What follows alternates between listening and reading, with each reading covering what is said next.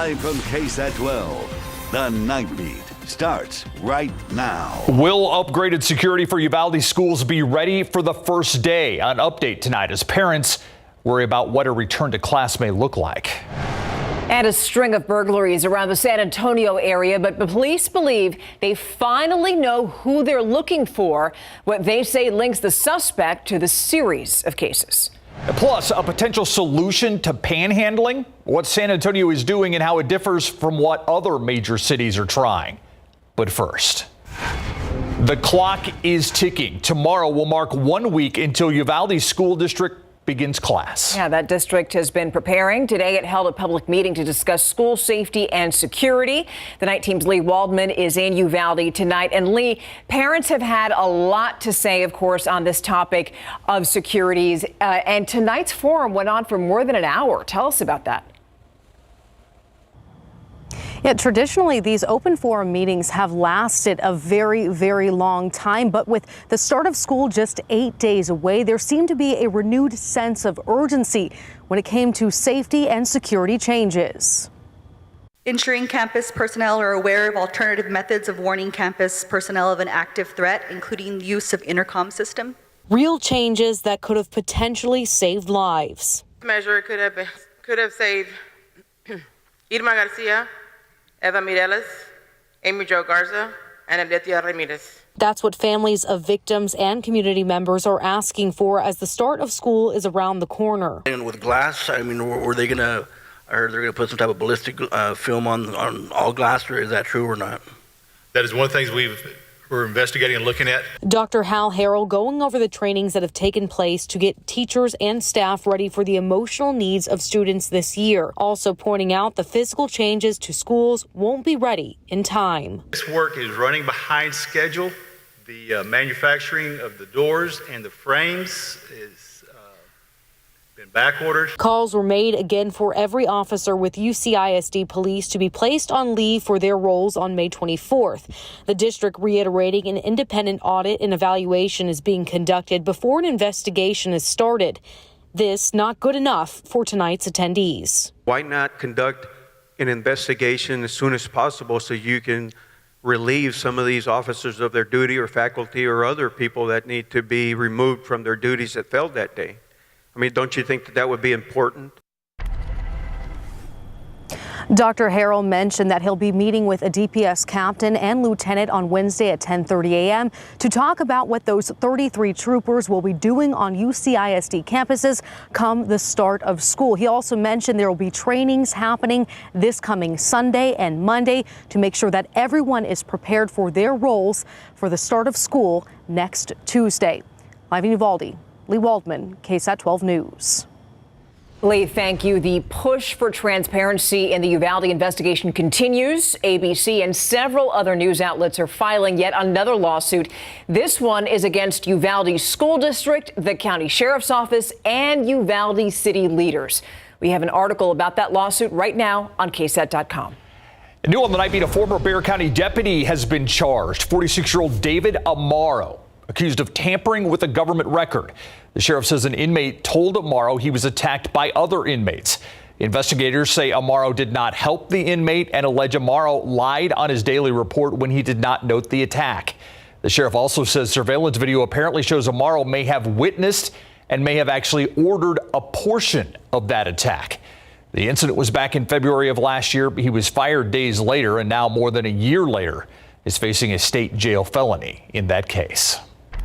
Right now, police are looking for one man in a series of burglaries. They say that he broke into consignment shops in San Antonio, Almost Park, Castle Hills, and Selma. And there's one piece of evidence that's linking him to those cases. So San Antonio police say that the man that you see right there is seen wearing the same Nike Jordans in all burglary videos. He also has a tattoo of Benjamin Franklin on his right forearm and a fresh cut on his left forearm.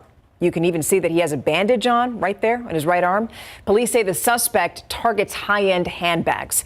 If you know who that man is, call investigators. That number is 210-207-7629. Now, we've covered several break-ins at Otra Vez Couture Consignment in Almost Park earlier this month. Police have already arrested people in 2 of those burglaries, but they're still investigating that third break-in from late July. Almost Park police have not confirmed whether this suspect that we just showed you is the same man in SAPD's investigation. We're still waiting for answers. What led up to an alleged case of hazing involving Alamo Heights varsity football players? We asked the Alamo Heights Police Department for a report in this case, even the complaint itself. Officers say that report is still not complete. Last Wednesday, the police department confirmed an ongoing investigation there. At that time, the Alamo Heights School District confirmed they were tipped off about the alleged hazing the week before. The district did not release any details other than saying they took appropriate action and the alleged incident did not take place on district property. According to a source, some players were suspended for 2 games. One was last Friday, and one victim was taken to the emergency room for skin burns to his lower body as a result of the hazing. Police say it's unclear when that police report will be complete. We'll keep asking. She's accused of tampering with payment logs, specifically the ones at Rodriguez Park. Ex-constable Michelle Barrientos Vela was back in court for week 2 of her trial, and today her former deputy took the stand. Deputy Kelvin O'Neill says that he worked more than a handful of times. He says he repeatedly worked security at Rodriguez Park in 2018 while still a reserve. That detail's important because that would be a violation of the Texas Occupations Code, which restricts the types of peace officers that can work those jobs. On top of that, O'Neill testified that the then constable didn't even pay him. I would say probably about anywhere between 8 and 10. 8 and 10 times? Mm-hmm. During that time, were you ever paid? No, ma'am. And that testimony really matters because now the jury has heard allegations against Barrientos Vela that are in addition to what she's criminally charged with. The judge is hoping to have this trial wrapped up later on this week. And if she's convicted, Barrientos Vela faces up to 10 years in prison. A conversation takes a deadly turn. San Antonio police now trying to find the suspect who shot a man in the back, killing him.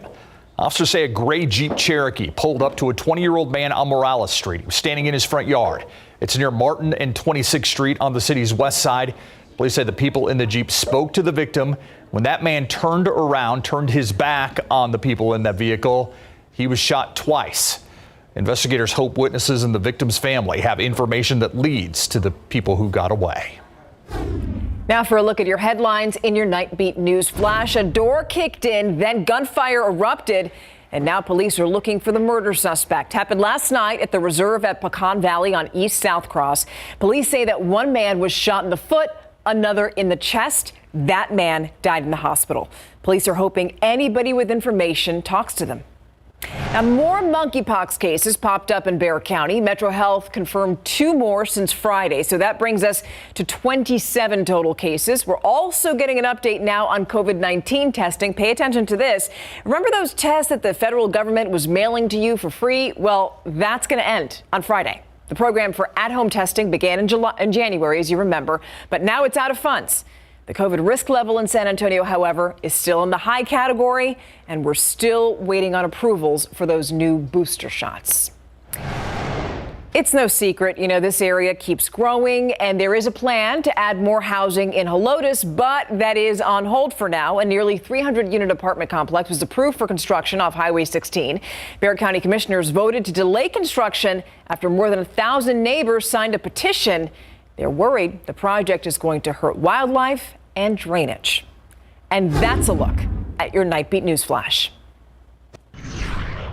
And we have better rain chances right around the corner. This very humid and tropical air that's in place, it's going to stay in place. And our pattern overall, I do think, is more beneficial for rain chances and better coverage of rain, particularly in the afternoons ahead, and staying under 100 degrees. There's actually a thunderstorm complex I'm watching out there in West Texas right now. I'll tell you where that could make it by tomorrow morning and, of course, get into more details about those better rain chances in a bit. Thank you, Adam. A mission years in the making brought to a halt just minutes before its inaugural launch. The complications keeping Artemis grounded and why a former NASA astronaut says this mission is so important. From panhandler to paid employee, the method that aims to help people find a better way in life and how some cities are making it happen. It's next on the Nightbeat.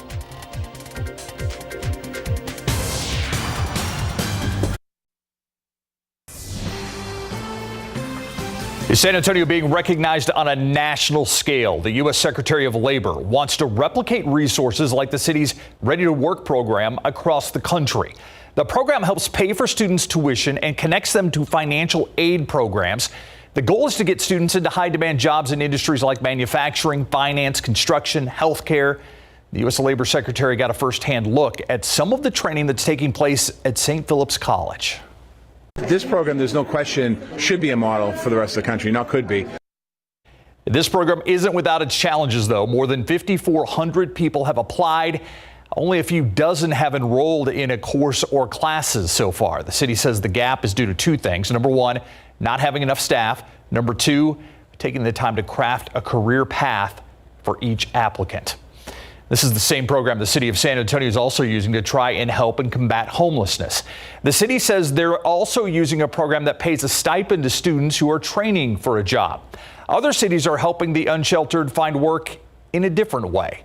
The Night Team's Patty Santos shows us how some cities are offering solutions to panhandlers who are homeless and are truly looking for help.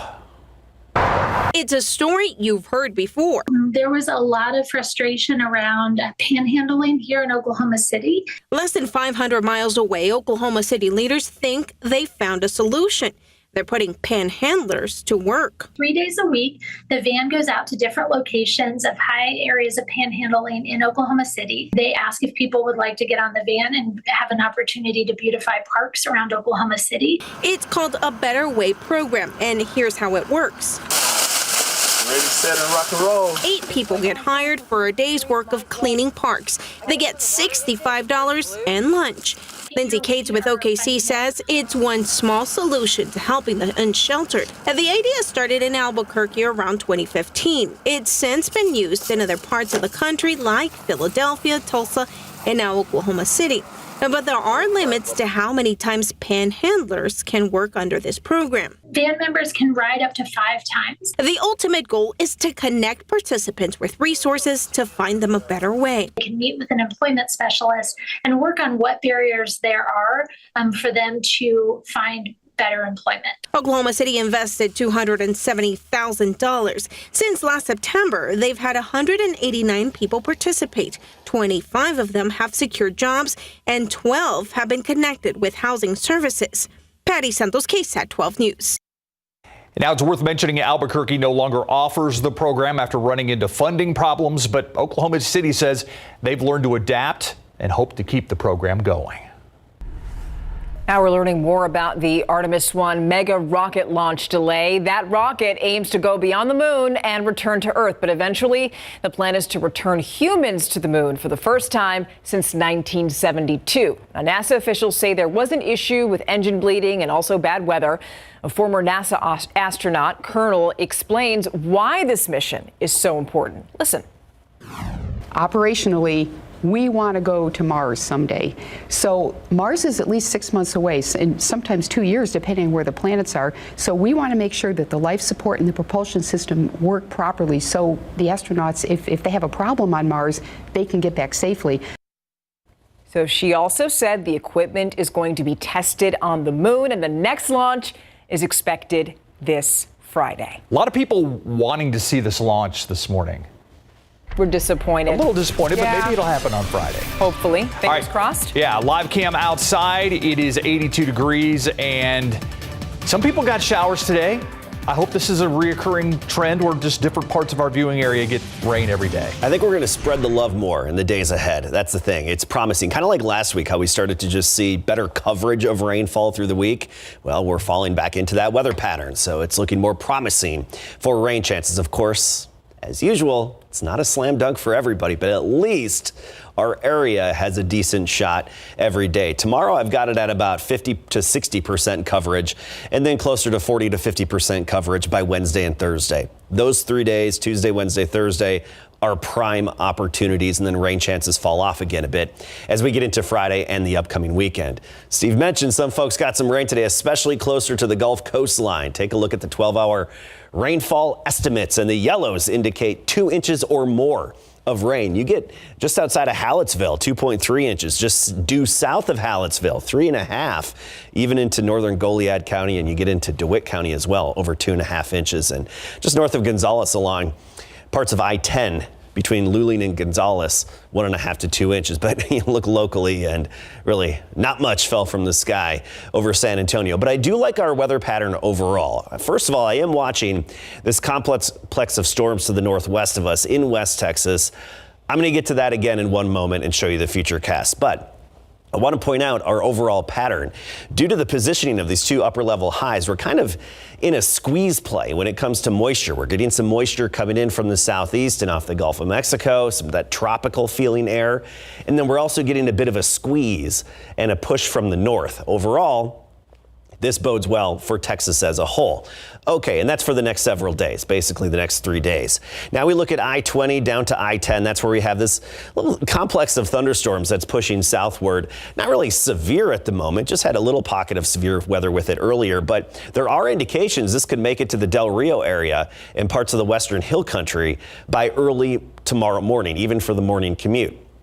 It wouldn't surprise me if this verifies and we actually see some heavy rain early in the day, around and even before sunrise, closer to the Rio Grande and Valverde County. Around here, I think our better chances locally and basically all around San Antonio and surrounding counties are as we get into the afternoon. This is noon, and I think the computer model's a little aggressive here, but it's showing some decent activity. We get into the afternoon, better heating, a little more instability, and I think that's when we have better chances of seeing more numerous showers and storms. But again, some folks will really cash in with some decent rainfall, while others just get a glancing blow. We know how it is around here, and that can be frustrating sometimes. 97, that was our high today. The average right now is 94. We're starting to see that downswing in the average high temperature. So climatologically speaking, we're past the warmest part of the year. Doesn't mean the short-term trend always follows that. It's not a rule, but the average high is starting to drop. 83 now Uvalde, 82 in Kerrville, Pleasanton 82.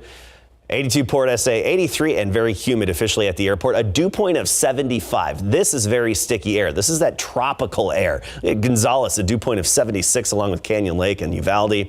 Very sticky outside, but it takes that moisture to help make rain. And tomorrow, I think the best chance is west of town, but it's still a 10 to 20% chance locally, 30% at noon, and then by 4 or 5 o'clock tomorrow, I've got us up to 50%, which means coverage of about half of our area of south and central Texas could see some rainfall. 78 in the morning, near 90 the high, so that's 91 at Stinson on the south side, 89 Canyon Lake, and 91 in Divine tomorrow. We talked about those rain chances still elevated through Thursday. Then they fall off into the weekend, and temperatures mid-90s for the warmest. That'll be this weekend. Still under 100 for a stretch. Yeah, the record will have to wait, or maybe not happen. Exactly. It's we just need it's more possibility rain. At this point. Yeah, we'll trade that for rain. Yeah, thank you. Hi, Greg. Hi there. All right, let's talk about the Cowboys. Will their #1 draft pick be healthy enough to start? You know, that's a very good question because Tyron Smith is out. We know that for sure, probably all the way to December. But Tyler Smith, is he actually healed that ankle he injured in practice? Well, we'll talk to one of the big-time brass people of the Dallas Cowboys to find out. And after beating Brennan, the Knights have another huge game this weekend. Got it for you coming up.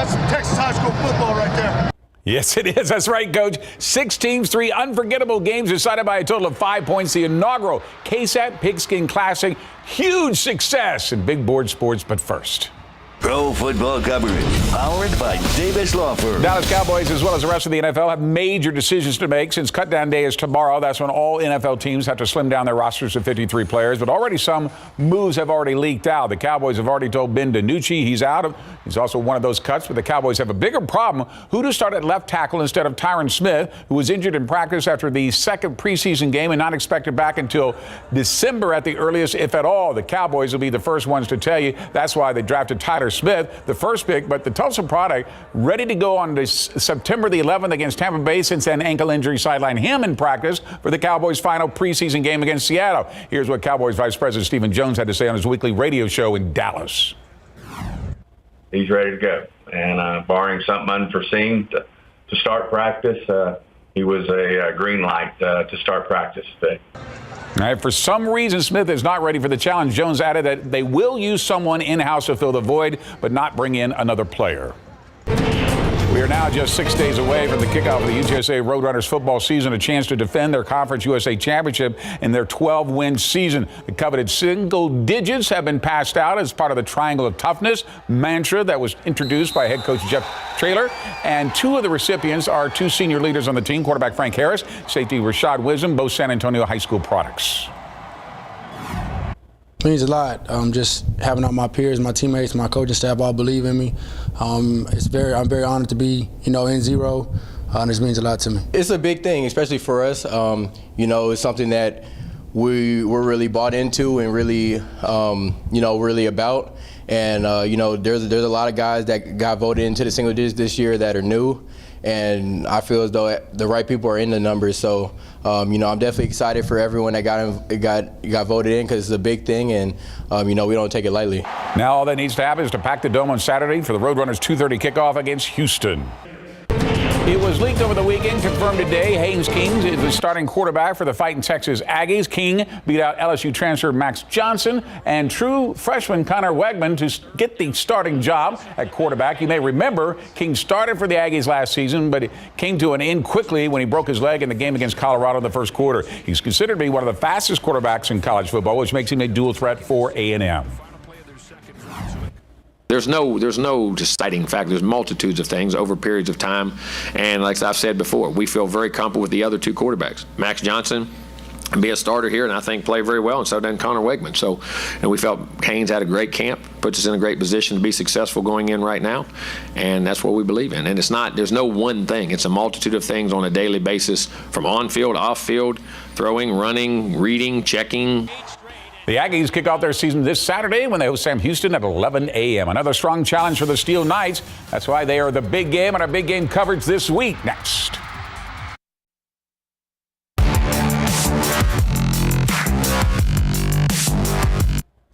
Warner, deep drop, scrambling, still scrambling, throws, caught! Oh!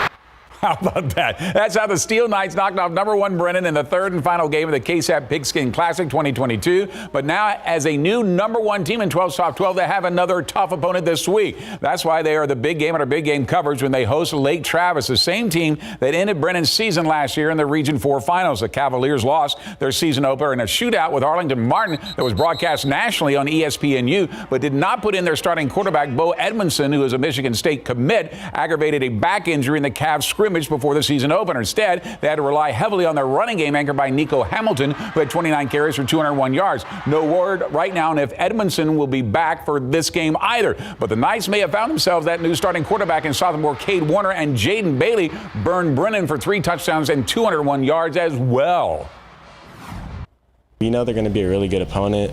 In the past few years, we had our ups and downs with them. It's always been a hard-fought game. They're going to be tough. They're always a great program throughout the years, but we're focused on ourselves, and we know we got to do what we got to do to come out successful. All right, Lake Travis travels to Lindhoff Stadium to face Steele at 7 p.m. on Friday.